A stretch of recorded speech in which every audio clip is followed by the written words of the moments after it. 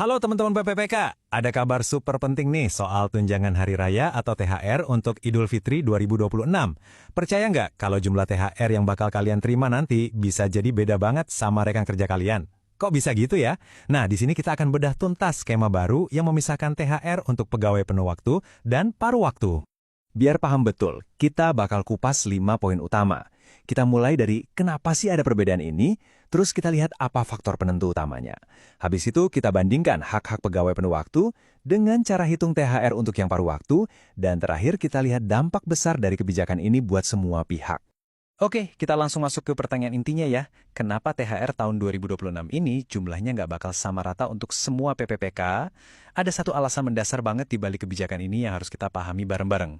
Coba deh bayangin, pas Lebaran 2026 nanti, THR yang masuk ke rekeningmu bisa jadi lebih besar atau lebih kecil dari teman sebelah mejamu. Padahal sama-sama PPPK.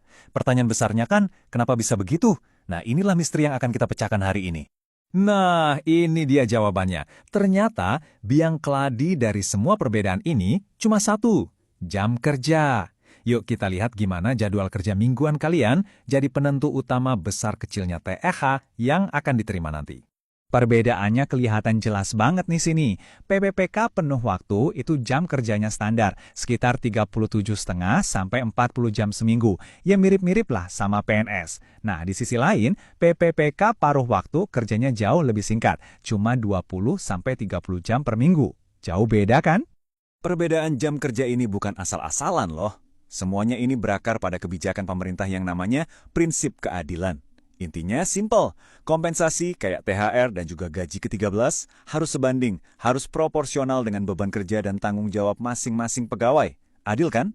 Oke, jadi dengan prinsip keadilan tadi, apa aja sih yang didapat sama pegawai penuh waktu? Mari kita intip komponen lengkap yang ada di dalam paket THR mereka. Siap-siap ya? Wah, ini nih paket komplitnya. PPPK penuh waktu itu dapatnya mirip banget sama PNS. Ada 1 bulan gaji pokok, terus ada tunjangan keluarga, tunjangan pangan, tunjangan jabatan, bahkan sampai tambahan kinerja dari daerah masing-masing. Lengkap banget. Nah, sekarang kita sampai di bagian yang paling krusial. Hitung-hitungannya. Gimana sih cara pasti buat nentuin THR untuk pegawai paruh waktu? Ini dia rumusnya, jangan sampai salah catat. Ini dia formula resminya yang dipakai pemerintah daerah. Gampang kok ngertinya. Jadi, total jam kerja paruh waktu kamu dibagi total jam kerja penuh waktu, nah hasilnya baru dikalikan dengan gaji pokok. Simple, tapi dampaknya besar banget ke angka di rekening. Biar makin kebayang, kita coba hitung bareng-bareng ya. Anggap aja gaji pokok normalnya itu 4 juta rupiah. Terus, ada seorang PPPK paruh waktu yang jam kerjanya itu 50% dari jam normal. Nah, tinggal kita kalikan aja gaji pokok tadi dengan persentase jam kerjanya. Dan hasilnya adalah sekitar 2 juta rupiah. Nah, perlu diingat ya, ini baru estimasi THR dari gaji pokoknya aja.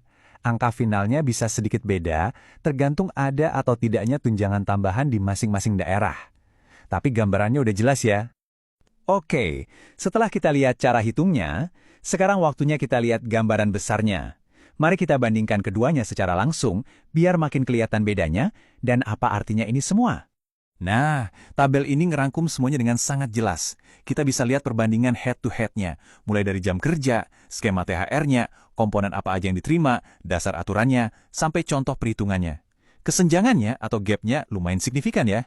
Kalau kita lihat dari kacamata pemerintah daerah, kebijakan yang dibedakan ini punya tujuan keuangan yang jelas banget. Ini tuh jadi semacam alat untuk mengendalikan anggaran belanja pegawai supaya tetap sehat dan berkelanjutan. Jadi, pesan penting buat para pegawai adalah status kerja kalian itu punya dampak finansial yang sangat langsung dan besar. Kalau mau dapat tunjangan yang lebih komplit di masa depan, meningkatkan status jadi penuh waktu itu adalah langkah yang sangat strategis.